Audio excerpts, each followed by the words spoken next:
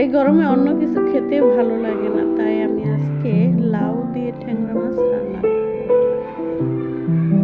আসসালামু আলাইকুম, ইরাজ কিচেন আপনাদেরকে স্বাগতম। প্যানে পরিমাণ মতো তেল দিয়ে দিব। এরপরে আমি মাছগুলো হলুদ লবণ মাখিয়ে প্যানে ভেজে নেব। এখন উল্টিয়ে পাল্টিয়ে ভেজে নেব। ভেজে নেওয়া হয়ে গেলে মাছগুলো নামিয়ে নেব। নামানো হয়ে গেলে ওই প্যানেতে পরিমাণ মতো পেঁয়াজ কুচি মরিচ কুচি দিয়ে ভেজে নেব। ব্রাউন কালার হলে আমি একটু পানি অ্যাড করে দেব।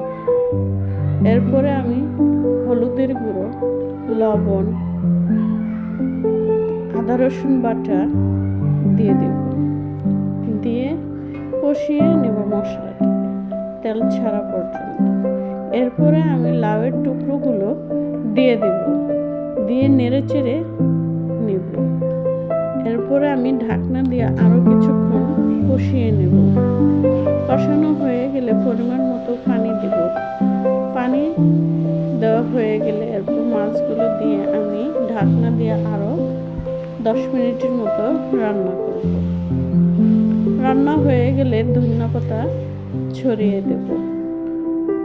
এরপরে নেড়ে চেড়ে দিব। এই তো আমার লাউ দিয়ে ট্যাংরা মাছ রান্না কমপ্লিট। আমার রান্নাটা কেমন হলো কমেন্টে জানাবেন। ইউটিউব চ্যানেল হলে সাবস্ক্রাইব এবং ফেসবুক